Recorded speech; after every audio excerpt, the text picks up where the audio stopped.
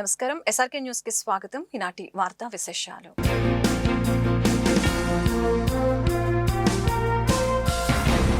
కాకుమాని వారి తోటలోని 6.20 ఎకరాల స్థలాన్ని అద్భుతంగా క్రీడా ప్రాంగణంగా తీర్చిదిద్దబోతున్నామని ఎమ్మెల్యే నజీర్ అహ్మద్ వెల్లడించారు. పొన్నూరు రోడ్లోని క్యాంపు కార్యాలయంలో శుక్రవారం ఏర్పాటు చేసిన మీడియా సమావేశంలో నజీర్ అహ్మద్ మాట్లాడారు. తూర్పు నియోజకవర్గం కోసం బడ్జెట్లో 280 కోట్లు కేటాయించామని, జీఎంసీ ద్వారా 43 కోట్ల రూపాయల పనులు చేశామని చెప్పారు. నందివెలుగు బ్రిడ్జిని కూడా త్వరలోనే అందుబాటులోకి తెస్తామని అన్నారు. మోతిలాల్ నగర్ లో ఇల్లు కోల్పోతున్న బాధితులకు కొండ్రుపాడులో ఇల్లు కేటాయిస్తున్నామని చెప్పారు. కేటాయింపులు మన నియోజకవర్గానికి కేటాయించబడ్డాయి. వాటి ద్వారా అభివృద్ధి కార్యక్రమాల్ని ఏ విధంగా ముందుకు తీసుకొని వెళ్తా ఉన్నాం, సంక్షేమ కార్యక్రమాల్లో ఎంత శాతం మన నియోజకవర్గానికి అందుతున్నాయి, రాబోయేటువంటి సంవత్సర కాలం పాటు ఏ విధమైనటువంటి ప్రణాళికతో ఈ నియోజకవర్గాన్ని మరింత అభివృద్ధి చేసేటువంటి దిశగా ఆలోచిస్తూ ఉన్నటువంటి విషయాన్ని ఈరోజు ఈ పత్రికా సమావేశం ద్వారా ఈ నియోజకవర్గం ఉన్నటువంటి ప్రతి ఒక్క సామాన్యుడికి కూడా ఈ విషయాలను అందించాలనేటువంటి ఆలోచనతోనే ఈ సమావేశాన్ని ఏర్పాటు చేసుకోవడం జరిగింది. మన గుంటూరు నగరంలో 3 దశాబ్దాలుగా నిరుపయోగంగా ఉన్నటువంటి స్థానికంగా కాకుమాను వారి తోటలో ఉన్నటువంటి వెల్ఫేర్ లేబర్ డిపార్ట్మెంట్కి సంబంధించినటువంటి వెల్ఫేర్ సైట్ ఏదో 6 ఎకరాల 21 సెంట్ల భూమి, అక్కడ పిచ్చి మొక్కలు, అనేక అసాంఘిక కార్యక్రమాలతో దాదాపు 50,000 మంది, అటు చుట్టుపక్కల ఉన్నటువంటి 5 డివిజన్లో నివసించేటువంటి 50,000 మంది తమ నడక కోసం కూడా చిన్న పార్క్ కూడా లేనటువంటి పరిస్థితులు. అటువంటి పరిస్థితుల్లో స్థానికంగా ఉన్నటువంటి నాయకుల ఆలోచన మేరకు వారందరి కూడా కలిసి ప్రభుత్వాన్ని దృష్టికి తీసుకొని వెళ్ళడం, ఆనాడు మేరకు ఉన్నటువంటి రవీంద్ర గారు అలాగే మనందరం కూడా కలిసి ఆ రోజు సంక్రాంతి సంబరాల ద్వారా ఆ గ్రౌండ్ని ఖాళీ చేయించడం, తర్వాత ప్రభుత్వానికి ఈ విధంగా ఈ లేబర్ డిపార్ట్మెంట్కి సంబంధించినటువంటి సైట్ని ఒక మంచి క్రీడా ప్రాంగణం తయారు చేయడానికి అవకాశం ఇవ్వమని చెప్పి అర్జీ పెట్టడం జరిగింది.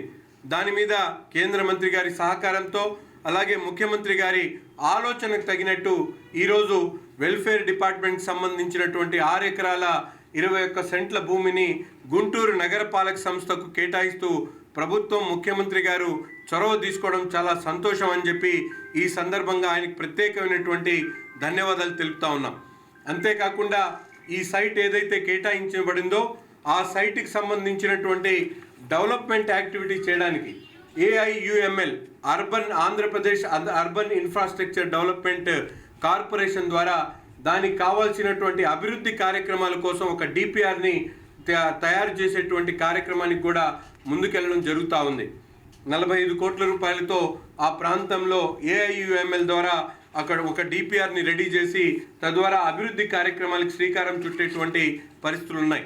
అంతేకాకుండా ముఖ్యంగా నందివెలుగు ROB బ్రిడ్జ్ 10 సంవత్సరాల ముందు 2017లో ప్రారంభించినటువంటి బ్రిడ్జ్ గత ప్రభుత్వంలో ఎక్కడ కూడా అభివృద్ధి నోచుకోక పూర్తిగా నిర్వీర్యంగా పడినటువంటి పరిస్థితులు అయితే ఏదైతే డెల్టా ప్రాంతం నుంచి ఇటు అమరావతి వైపు వెళ్ళేటువంటి వాళ్ళందరికీ కూడా ఉపయోగపడేటువంటి ప్రధానమైనటువంటి ROB బ్రిడ్జ్ని నవంబర్ నెలలో తిరిగి పునర్నిర్మాణ కార్యక్రమాన్ని ప్రారంభించాం.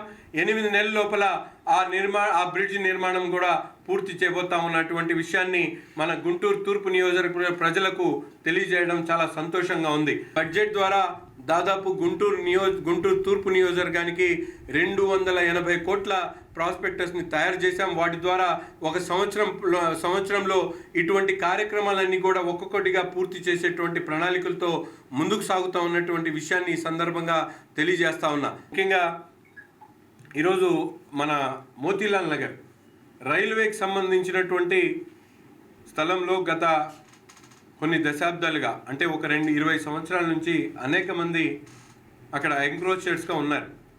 వాళ్ళని రైల్వే మన 3 వంతెనల బ్రిడ్జ్ ఏర్పాటు చేసిన తర్వాత 4 లైన్ చేసిన తర్వాత ఒక డ్రైన్ని కట్టాలనేటువంటి ఆలోచనతో రైల్వే వాళ్ళు టెండర్ పిలవడం జరిగింది. దీని మీద కొంతమంది ప్రతిపక్ష నాయకులు, కొంతమంది కొన్ని పార్టీల వాళ్ళు రెచ్చగొట్టేటువంటి ప్రయత్నం జరుగుతూ ఉంది. దీనికి ఈరోజు మీ ద్వారా ఆ ప్రాంతంలో ఉన్నటువంటి ప్రజానికానికి మేము చెప్పదలుచుకున్నాం. ఈరోజు ప్రభుత్వం పేదల పట్ల ఎంతో సానుకూలంగా వారికి ఎక్కడ కూడా ఇబ్బంది కలగకూడదు అనేటువంటి ఆలోచనతో ముఖ్యంగా ఆనాడు జగనన్న కాలనీల పేరుతో ఇచ్చినటువంటి కొండ్రపాటి సైట్ ఏదైతే ఉందో అది పూర్తిగా నిర్లక్ష్యానికి గురై అభివృద్ధి జరగనటువంటి పరిస్థితి ఉంటే ఈరోజు ఈ ప్రభుత్వం వచ్చిన తర్వాత హౌసింగ్ ద్వారా ఆ 100 మందికి కూడా అక్కడ కేటాయించేటువంటి ఇళ్లను అభివృద్ధి చేసేటువంటి కార్యక్రమంలో భాగంగా 2 నెలల పాటు వీళ్ళు అక్కడి నుంచి ఎవరైతే ఎంక్రోచర్స్ ఉన్నారో వాళ్ళందరినీ కూడా అక్కడి నుంచి తీసి చౌడవరంలో 100 ఇళ్లను వాళ్ళకి కేటాయిస్తామని చెప్పాం. ఆ 100 ఇళ్లలో టెంపరీగా 2 నుంచి 3 నెలల వరకు వాళ్ళు అక్కడ ఉంటే ఈ డ్రైన్ కట్టిన తర్వాత అక్కడ కొండ్రపాడులో కట్టాల్సినటువంటి ఇల్లు కట్టిన తర్వాత వీళ్ళని అక్కడి నుంచి మూవ్ చేస్తామని చెప్తే కొంతమంది అది అర్థం చేసుకోక ఈ జరుగుతున్నటువంటి అభివృద్ధి కార్యక్రమాన్ని అడ్డుపడేటువంటి ప్రయత్నం జరుగుతూ ఉంది. దీన్ని అర్థం చేసుకొని అక్కడ ఉన్నటువంటి ప్రజలకు ముఖ్యంగా నేను చెప్తా ఉన్నా, ఎవరైనా షిఫ్ట్ అవ్వాలంటే ఆర్థికంగా ఇబ్బందిగా ఉంటే తప్పకుండా శాసనసభ్యుడిగా వాళ్ళ పక్షాన ఉండి వాళ్ళకి కావాల్సినటువంటి అవసరాన్ని నేను పూర్తి చేయడానికి సిద్ధంగా ఉన్నా అని చెప్పి ఈ సందర్భంగా తెలియజేస్తా ఉన్నా. జిల్లాలో మైనర్లు వాహనాలు డ్రైవ్ చేయడాన్ని పోలీస్ శాఖ తీవ్రంగా పరిగణిస్తోంది. దీంతో జిల్లా వ్యాప్తంగా స్పెషల్ డ్రైవ్ జరిగింది. నిబంధనలకు విరుద్ధంగా నడుపుతున్న 636 వాహనాలని పట్టుకున్నారు. అందులో ఎలాంటి ఆధారాలు లేని 200కి పైగా వాహనాలు సీజ్ చేశారు. స్పెషల్ డ్రైవ్ లో గుర్తించిన వాహనాలతో మైనర్లు వారి తల్లిదండ్రులకి పోలీస్ పెరేడ్ గ్రౌండ్ లో కౌన్సిలింగ్ నిర్వహించారు. 18 ఏళ్లలోపు పిల్లలకు ద్విచక్ర వాహనాలు ఇవ్వటం చట్టవిరుద్ధమని ఈ సందర్భంగా జిల్లా ఎస్పీ వకుల్ జిందాల్ హెచ్చరించారు. మైనర్లకు వాహనాలు ఇవ్వటం వల్ల వేగంగా రోడ్లపై డ్రైవింగ్ చేసే అవకాశం ఉందని అన్నారు.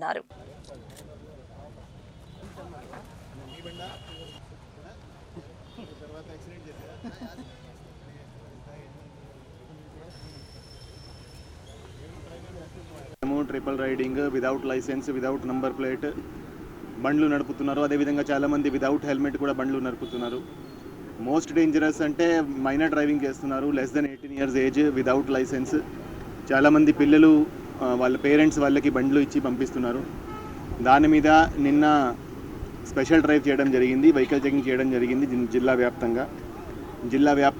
630 వెహికల్స్ మీద ఫైన్ వేయడం జరిగింది. ఆల్మోస్ట్ 4 లక్షల వరకు ఫైన్ వేయడం జరిగింది. 600 వెహికల్స్లో 206 వెహికల్స్ సీజ్ చేయడం జరిగింది. సో ఎవరైతే ఎక్కువ వైలేషన్ చేస్తున్నారో, మైనర్ డ్రైవింగ్ చేస్తున్నారో, ట్రిపుల్ రైడింగ్ చేస్తున్నారో, నెంబర్ ప్లేట్లు లేవు, ఆ వెహికల్స్ని సీజ్ చేసి ఒక ప్లేస్కి తీసుకురావడం జరిగింది. ఈరోజు ఎవరైతే మైనర్ డ్రైవింగ్ చేస్తున్నారో వాళ్ళ పేరెంట్స్ని కూడా పిలిపించడం జరిగింది. వాళ్ళందరికీ కౌన్సిలింగ్ ఇవ్వడం జరిగింది. మైనర్స్కి డ్రైవింగ్ కోసం వెహికల్ ఇవ్వకూడదు, విదౌట్ లైసెన్స్ డ్రైవింగ్ చేయకూడదని. చాలామంది మైనర్స్ ఏమీ రూల్స్ పాటించకుండా డ్రైవింగ్ కూడా వాళ్ళకి రాదు, వాళ్ళు హై స్పీడ్ మీద వెహికల్స్ నడుపుతున్నారు. దాంతో వాళ్ళ ప్రాణాలు రిస్క్ చేస్తున్నారు. అదేవిధంగా మిగతా వాళ్ళు ఎవరైతే రోడ్ మీద ఉన్నారో వాళ్ళ ప్రాణాలు కూడా రిస్క్లో పెడుతున్నారు. దాని మీద చాలా కఠినంగా చర్యలు తీసుకోవడం జరుగుతూ ఉంది. సో వాళ్ళకి అందరికీ వార్నింగ్ ఇచ్చి ఈరోజు వెహికల్స్ రిలీజ్ చేయడం జరిగింది. పేరెంట్స్కి స్పెషల్గా కౌన్సిలింగ్ ఇవ్వడం జరిగింది. పేరెంట్స్ ఈ పిల్లల కోసం అన్నీ చేస్తారు, అన్ని సౌకర్యాలు ప్రొవైడ్ చేస్తారు. అదే ప్రేమతో కొన్నిసార్లు వెహికల్స్ కూడా ఇస్తుంటారు. ఆ మైనర్స్ వెహికల్ డ్రైవ్ చేస్తూ చాలామంది యాక్సిడెంట్స్కి గురవుతున్నారు, చాలామంది దెబ్బలు తగులుతున్నాయి, చాలామంది ఈవెన్ చనిపోతున్నారు కూడా. రీసెంట్గా కూడా కొన్ని ఇన్సిడెంట్స్ జరిగాయి. సో ఇది చాలా సీరియస్గా తీసుకోవడం జరిగింది. ఎక్కడ కూడా మన జిల్లాలో రోడ్ యాక్సిడెంట్స్ ద్వారా ఎవరికి ప్రాణాలు పోకూడదు, ప్రాణ నష్టం జరగకూడదు. సో అన్ని చర్యలు పోలీస్ డిపార్ట్మెంట్ తరఫున తీసుకోవడం జరుగుతూ ఉంది. దాంట్లో భాగంగా ఎన్ఫోర్స్మెంట్ డ్రైవ్ కింద ఈరోజు ఈ వెహికల్స్ సీజ్ చేసి వాళ్ళకి కౌన్సిలింగ్ ఇచ్చి రిలీజ్ చేయడం జరిగింది. సో దీంట్లో ఈ 206 వెహికల్స్ ఏదైతే మనం సీజ్ చేశామో దాంట్లో 80 వెహికల్స్ మైనర్ డ్రైవింగ్ సంబంధించి vehicles, 47 vehicles without number plates, 48 without driving licence.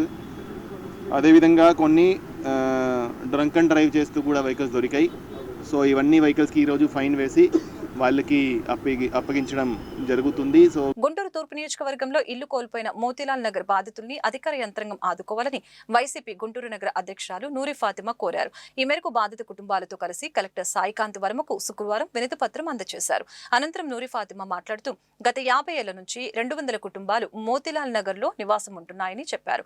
విడతల వారీగా నోటీసులు ఇస్తున్నారని, ఇల్లు కూల్చేస్తున్నారని బాధితులు స్థానిక ఎమ్మెల్యే నజీర్ ని కలిసినప్పటికీ ఏమాత్రం ప్రయోజనం లేకుండా పోయిందని చెప్పారు. అధికారులు స్పందించి ప్రత్యామ్నాయ ఏర్పాట్లు చేసిన తర్వాతనే ఇల్లు తొలగించాలని డిమాండ్ చేశారు. వచ్చేసాం, పైకి వస్తున్నాము.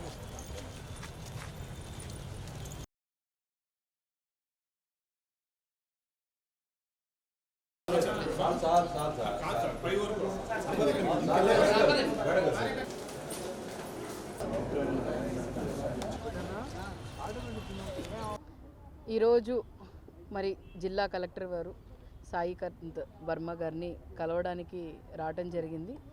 రీజన్ ఏంటంటే మరి గత నెల నుంచి కూడా మోతీలాల్ నగర్ 0 లైన్లో నెహ్రూ నగర్ ప్రాంతంలో 56వ వార్డ్ డివిజన్లో ఏ విధంగా రైల్వే డిపార్ట్మెంట్కి సంబంధించిన ఎంక్రోచ్మెంట్స్లో 50 సంవత్సరాల నుంచి నివసిస్తున్న దాదాపుగా 200 కుటుంబాలు రోడ్డు మీద పడే పరిస్థితికి వచ్చింది. ఎందుకంటే గతంలో కూడా నాన్నగారు ఎమ్మెల్యేగా ఉన్నప్పుడు వైఎస్ఆర్సీపీ పార్టీ అధికారంలో ఉన్నప్పుడు అక్కడ ఉన్న వాళ్ళందరికీ కూడా ఇళ్ల పట్టాలు ఇచ్చి అక్కడ ఇల్లు కన్స్ట్రక్ట్ చేసి వాళ్ళని పంపిద్దామని చెప్పి వాళ్ళతో మాట్లాడి అన్నీ వాళ్ళవి తొందరగా కంప్లీట్ చేసే విధంగా మాట్లాడి చేసి పంపిద్దాం అనుకున్నాం. కానీ ప్రభుత్వం మారింది. సరే, మారిన తర్వాత అయినా కూడా మరి దాదాపుగా 7-8 మంత్స్ నుంచి వాళ్ళకి నోటీసెస్ వచ్చినాయి. ఫస్ట్ నోటీస్ వచ్చినప్పుడు వాళ్ళు స్థానిక ఎమ్మెల్యే గారు నజీర్ అహ్మద్ గారి దగ్గరికి వెళ్ళి ఆయనతో మాట్లాడినప్పుడు, సార్ మాకు నోటీస్ వచ్చింది, మరి మా పరిస్థితి ఏంటి సార్, ఈ ఇల్లు తీసేస్తే మేము ఎక్కడికి వెళ్ళాలి సార్, రోజు కూలి చేసుకుంటే కానీ బతకలేము, మా ఇంట్లో ఆడవాళ్ళు ఉన్నాము, మేమందరం కష్టపడితే కానీ మా జీవనం సాగదు అని చెప్పుకుంటే ఆయన ఒక మాట అన్నారంట, అమ్మ మీ అందరికీ నేను కొర్నిపాడులో ఇల్లు కట్టించిన తర్వాతే మిమ్మల్ని ఇక్కడి నుంచి పంపిస్తాను అని చెప్పడం జరిగింది. సరే, ఎమ్మెల్యే గారు అంటేనే ఒక నమ్మకం, మన ప్రజాప్రతినిధి, మన ఓట్లేసి గెలిపించామని చెప్పి నమ్మారు. రెండోది కూడా నోటీస్ వచ్చినప్పుడు కూడా సరే ఉన్నారు కదా ఎమ్మెల్యే గారు చెప్పారు కదా మనకేంటి ఇబ్బంది, మన కోసం ఏదో ఒకటి చూస్తున్నారని చెప్పి వాళ్ళందరూ అలాగే వదిలేశారు. తర్వాత మళ్ళీ థర్డ్ నోటీస్, ఇంక ఫైనల్ నోటీస్ వచ్చినప్పుడు కొంచెం ఆందోళన చెంది ఏం చేయాలో అర్థం కాక, అమ్మ రేపు వచ్చి మాది పగలగొట్టేస్తున్నారు, మా ఇల్లుని తీసేస్తారంట, కరెంటు వాళ్ళు వచ్చారు, కరెంటు తీసేసిన తర్వాత ఇళ్ళన్నీ పగలగొట్టేస్తారు, ఇదిగోండి ఇక్కడ ఇచ్చేసారని చెప్పి నన్ను పిలవటం జరిగింది. నేను అక్కడికి వెళ్ళాను, వాళ్ళతో మాట్లాడాను, మేము ఉంటాము అని చెప్పాము. దాని తర్వాత నేను వీళ్ళందరూ కలిసి మళ్ళీ ఎమ్మెల్యే గారి దగ్గరికి వెళ్ళి చెప్పుకున్నారు, లేదమ్మా ఎలాగైనా తీసేయాల్సిందే, చేయాల్సిందే, అవి మీరు ఉంది అక్రమంగా మీరు ఉన్నారు, ఇల్లు కట్టుకున్నారు, చేశారు 50 సంవత్సరాల నుంచి అది ఇది అని చెప్పారంట. మళ్ళీ వాళ్ళు ఆందోళన చెంది మళ్ళీ నన్ను పిలిపించారు. నేను మళ్ళీ వెళ్తే నేనే స్వయాన ఎమ్మెల్యే గారికి ఫోన్ చేసి, సార్ ఏంటి వీళ్ళ పరిస్థితి అని అంటే, నా దగ్గరికి రాలేదు ఎవరు, నేను ఎవరితో మాట్లాడలేదు, వాళ్ళు నా దగ్గర రాలేదు, నన్ను సంప్రదించలేదని చెప్పి ఎమ్మెల్యే గారు చెప్పడం జరిగింది. దాని తర్వాత కొర్నిపాడులో మీరు ఇస్తానని చెప్పారంట కదా సార్, ఇల్లు కట్టిస్తానన్నారంట కదా, మరి ఆ పరిస్థితి ఏంటి అని అంటే, అవి లిటిగేషన్లో ఉన్నాయి కదా, అక్కడ ఎలా ఇస్తాము అని చెప్పడం జరిగింది. మళ్ళీ మా దగ్గర పంపించండి, నేను మాట్లాడతాను అని చెప్పారు. దాని తర్వాత ఆయన వస్తానని చెప్పారు, కానీ రాలేదు. అన్నీ అయినాయి. కానీ ఇప్పుడు దాకా కూడా ఆయన మాట మీద నమ్మకం లేకపోయింది ప్రజలకి. ఎందుకనంటే ఏదో మాట దాటేసుకుంటా వస్తున్నారు తప్ప ఆయన ఎక్కడా కూడా నేను మీకోసం అండగా ఉంటానని చెప్పట్లేదు. సో వాళ్ళకి రోజుకి భయం. ఇంకొక మాట విన్నాను, నాకు తెలీదు క్లారిటీగా, బట్ నేను విన్నది ఏంటో తెలుసా, ఎమ్మెల్యే గారి దగ్గరికి వెళ్ళి, సార్ ఇదే పరిస్థితి ఉంటే మేము రైల్వే కట్టల మీద ఉంటే ట్రైన్ మా మీద పోయే పరిస్థితి వచ్చింది, మేము చచ్చిపోయే పరిస్థితి అంటే ఆ మాట మీద నిలబడండి అని చెప్పారంట. చనిపోండి వింటున్నారుగా. ఒక ఎమ్మెల్యే ఉండి, ఒక ప్రజాప్రతినిధి ఉండి ఈ విధమైన మాటలు మాట్లాడటం కరెక్టా? లేబర్ కమిషనర్ ఇచ్చిన ఆదేశాల ప్రకారం అన్ని సంస్థల్లో పనిచేసి కార్మికులకు వేసవి నుంచి రక్షణ కల్పించాలని ఛాంబర్ ఆఫ్ కామర్స్ అధ్యక్షులు ఏల్చూరి వెంకటేశ్వర్లు విజ్ఞప్తి చేశారు. ఛాంబర్ ఆఫ్ కామర్స్ కార్యాలయంలో శుక్రవారం వెంకటేశ్వర్లు గౌరవ అధ్యక్షులు ఆతుకురి ఆంజనేయులు మాట్లాడారు. తమ పరిధిలోని 69 అనుబంధ సంస్థలో పనిచేసే కార్మికులకు వేసవి ఇబ్బందులు కలగకుండా అన్ని ఏర్పాట్లు చేయాలని కోరారు. ది ఇండియన్ ఛాంబర్ ఆఫ్ కామర్స్కి కొన్ని గైడ్లైన్స్ పంపారు. వారి ఉత్తర్వుల ప్రకారము మాకు సంబంధించిన 69 అనుబంధ సంస్థలు, రకరకాల సంస్థలు ఉన్నాయి. వారందరికీ కూడా కార్మిక శాఖకు సంబంధించి గైడ్లైన్స్, మరి ప్రస్తుతం ఉన్నటువంటి వాతావరణాల పరిస్థితులను బట్టి వేసవికాలం వస్తుంది. ఈ వేసవి కాలంలో ఈ దుకాణదారులు కానివ్వండి, మధ్యతరగతి, ఈ చిన్న పరిశ్రమల వాళ్ళు, మరి కార్మికులు చాలామంది ఉంటారు. వారందరినీ కూడా ఈ వేసవిలో సరైన వసతులు కల్పించేటందుకు ఉదయం నుండి సాయంత్రం వరకు కూడా వారిని ఎండలకు పోనివ్వకుండా ఒక మంచి వాతావరణంలో వాళ్ళకి రకరకాల అవకాశాలను కల్పించి బయటికి పోయేటందుకు లేకుండా విశ్రాంతికి కానీ, ఉదయం మజ్జిగ లాంటి ఇవి ఇవ్వటం కానీ, ఇట్లాంటి శ్రద్ధగా ఆ కార్మికులను కాపాడుకోవాల్సిన బాధ్యత మన వ్యక్తులపై ఉంది. కాబట్టి ప్రతి ఒక్కరూ కూడా మరి ఆ శాఖ పంపించినటువంటి గైడ్లైన్స్ను తూచా తప్పక పాటిస్తూ మరి ఈ వేసవి కాలం అయిపోయేంత వరకు కూడా కార్మికులను శ్రద్ధగా తమ పిల్లల్లాగా చూసుకొని వారిని ఈ వేసవి ఇబ్బంది లేకుండా చేయాలని చెప్పి వారు చెప్పిన సూచనల ప్రకారం మనందరూ కూడా అది పాటిస్తూ మరి ఆ గైడ్లైన్స్ని మనం పాటించాలని చెప్పి మన సభ్యులందరినీ కోరుతూ ఉన్నాను. ఈరోజు వాస్తవానికి మా ఇండస్ట్రీస్ కానీ, వ్యాపారస్తులు కానీ వ్యాపారం చేసేటప్పుడు ఎంతో ఆప్యాయతగా మా ఓనర్ బాగుండాలి, మా ఫ్యాక్టరీ బాగుండాలి, మా షాప్ యజమాని బాగుండాలి ఉంటే మాకు అన్ని విధాలా సహకరిస్తారని దండం పెట్టేది ఎవరంటే మా కార్మికులు. తర్వాత రైతు ఇండస్ట్రీ బాగుంటే రైతు పండించే పంట సక్కమైనట్టు వచ్చి ఇండస్ట్రీ బాగా వచ్చే అవకాశం ఉంటుంది. ఈ రెండు బాగుంటే మూడోది బాగుండేవాడు రాజకీయ నాయకులు, రాజకీయ ప్రభుత్వం ఏదైతే పార్టీ ఉందో ఆ పార్టీ బాగుపడుతుంది. ఎందుకు అంటే పంట పండించిన పంటను కొని ఎక్కువ ఇండస్ట్రీ చేసినప్పుడు అదేమైతే ట్యాక్స్ వస్తుంది.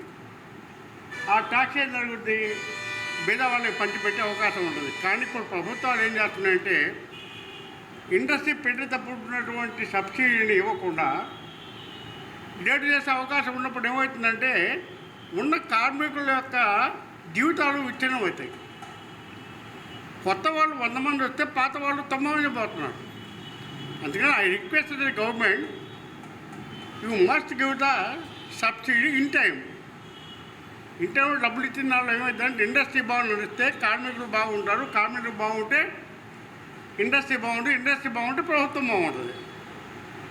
అది చేయమని చెబుతున్నాం. గుండె పంపింగ్ శక్తి తగ్గిన వారికి యశోద హాస్పిటల్స్ లో విజయవంతంగా సర్జరీలు చేస్తామని ప్రముఖ కార్డియాలజిస్టు చెరుకుపల్లి రఘు తెలిపారు. గుండె రక్తనాళాలు, గుండె కవాటాలు, పంపింగ్ తదితర సమస్యలకి ఒకే చోట పరిష్కారం లభిస్తుందని తెలిపారు. 80 ఏళ్లు దాటిన వారికి కూడా విజయవంతంగా సర్వీసులు చేసి మంచి లైఫ్ ఇవ్వడం జరుగుతుందని అన్నారు. ఈ మేరకు గుంటూరులో శుక్రవారం ఆయన మీడియాతో మాట్లాడారు. యశోద హాస్పిటల్లో అత్యాధునిక పద్ధతుల్లో గుండె వ్యాధుల నివారణ చేయడం జరుగుతుందని అన్నారు. అన్ని రకాల వైద్య సేవలు ఒకే చోట లభిస్తాయని పేర్కొన్నారు. Combined heart and lung transplantation కూడా యశోద హాస్పిటల్లో చేయడం జరుగుతుందని తెలిపారు. Open heart without open surgery కూడా అందుబాటులో ఉన్నాయని చెప్పారు. జన్యుపరమైన కారణాల వల్ల కొలెస్ట్రాల్ చేరి గుండె సంబంధిత వ్యాధులు పెరిగిపోతున్నాయని చెప్పారు. ఈ సమావేశంలో Yashoda hospitals MGM Venkateswararao, GM Timothy పాల్గొన్నారు. సో గుండె వ్యాధుల్లో యశోద హాస్పిటల్ది ఒక స్పెషాలిటీ. ఎలాంటి స్పెషాలిటీ అంటే ఈ వ్యాధి నిర్ధారణలో చాలా నూతన విధానాల ద్వారా వ్యాధి నిర్ధారణ చేయగలుగుతాం. సో పూర్వం రోజుల్లో గుండె వ్యాధి నిర్ధారణ చేయాలంటే 1970ల దశకంలో ఈసీజీ ద్వారా చేసేవాళ్ళం. 70-80ల్లో 95 నుంచి గత 2020 దాకా మనం యాంజియోగ్రామ్ పరీక్షలు, లేకపోతే తర్వాత 2015 నుంచి 2020 మధ్యలో సిటీ స్కాన్ ద్వారా ఇట్లా రకరకాల విధాలుగా వైద్య నిర్ధారణకి కొన్ని ఎక్స్ట్రా చేసేవాళ్ళం. కానీ ఈ రోజున మనకి సిటీ స్కాన్లో అడ్వాన్స్డ్ టెక్నాలజీస్ వచ్చాయి. కార్డియాక్ ఎంఆర్ఐ వచ్చింది, పెట్ సిటీ స్కాన్ వచ్చింది, న్యూక్లియర్ ఇమేజింగ్ స్టడీస్ వచ్చినాయి, యాంజియోగ్రఫిక్ క్యాత్ ల్యాబ్లో నూతన ఆవిష్కరణలు వచ్చాయి. హార్ట్ ఫెయిల్యూర్ నిర్ధారణలో రకరకాల బయోకెమికల్ పరీక్షలు వచ్చినాయి. అదేవిధంగా ఈ వ్యాధి నిర్ధారణ చేయడానికి 3D ఈకో లాంటి పరీక్షలు వచ్చినాయి. సో ట్రాన్స్ఇసోఫేజియల్ 3D ఈకో వచ్చినది. సో ఇలాంటి నూతన వైద్య డయాగ్నోసిస్ పరీక్షలన్నింటికీ అండర్ వన్ రూఫ్ ఉండటం అనేది ప్రపంచవ్యాప్తంగా కూడా చాలా చోట్ల అరుదు. ఎందుకనంటే ఒకే సెటప్లో అన్ని పరీక్షలు ఉండటము ప్లస్ ఆ వ్యాధి నిర్ధారణ చేసేందుకు రకరకాల డాక్టర్లు ఉండటం, ఐ థింక్ యశోద హాస్పిటల్లో అది ఒక ఎక్స్ట్రాడినరీ క్యాపబిలిటీ. దానివల్ల ఏమవుతుందంటే కనుక ఒక మనిషికి గుండె రక్తనాళాల్లో బ్లాక్స్ ఉన్నాయి, వీరికి యాంజియోప్లాస్టీ చేయాలా లేదా, లేకపోతే వీరికి హార్ట్ ఫెయిల్యూర్ ఉంది, మనం చేసే పేస్ మేకర్ వైద్యంతో గుండె రికవర్ అవుతుందా లేదా, ఇలాంటి మీమాంసాకరమైన జబ్బులన్నింటికి కరెక్ట్ పరిష్కారం జరగాలంటే వేరియస్ ఇన్వెస్టిగేషన్స్ ద్వారానే మనం చెప్పగలుగుతాం. చెప్పినప్పుడు ఖచ్చితంగా ఇది చేయగలుగుతాం అని కూడా ఇది రికవర్ అవుతుంది, రికవర్ కాదు అనేది కూడా మనము ప్రొసీజర్కి వెళ్ళక ముందే చెప్పగలుగుతాం. ఇది యశోద హాస్పిటల్లో one of the most important things. అదే కాకుండా ఇంకా ల్యాబొరేటరీ జెనెటిక్ టెస్ట్ ద్వారా కూడా ఈ యొక్క గుండెకు సంబంధించిన జబ్బుల్ని మనం నిర్ధారణ చేయడంలో కూడా యశోద హాస్పిటల్ ఉంది. సో ఇట్ ఈజ్ లైక్ 0 నుంచి హయ్యెస్ట్ లెవెల్ దాకా. అట్లానే మనం ఒక చిన్న సింపుల్ ఎకోకార్డియోగ్రఫీ నుంచి హార్ట్ ట్రాన్స్ప్లాంట్ దాకా, అంటే అన్ని రకాల వైద్యాలు ఒకే చోట ఉండటం అనేది ఇంపాసిబుల్. అలాగ ఫర్ ఎగ్జాంపుల్ చిన్న ఈసీజీ పరీక్ష, ఎకో పరీక్ష, angiogram, CT angiogram, cardiac MRI, nuclear test, 3D echocardiography, అట్లానే కాకుండా ఈ angioplasty, bypass surgery, valve replacement కాకుండా పేస్ మేకర్స్, హార్ట్ ఫెయిల్యూర్కి ఇంకా హయ్యెస్ట్ లెవెల్లో వచ్చేప్పటికి అవసరమైతే గుండె మార్పిడి శస్త్రచికిత్స. ఒక్కొక్కసారి చాలామందికి గుండె ప్లస్ ఊపిరితిత్తులు మార్పిడి చేయగలిసిన శస్త్రచికిత్స, so combined heart and lung transplant చేయటము, ఇవన్నీ కూడా యశోద లాంటి క్వాటర్నరీ కేర్ హాస్పిటల్స్లోనే పాసిబుల్. ఈ వార్తలు ఇంతటితో సమాప్తం. మరొక బులెటిన్లో మళ్ళీ కలుద్దాం. నమస్కారం.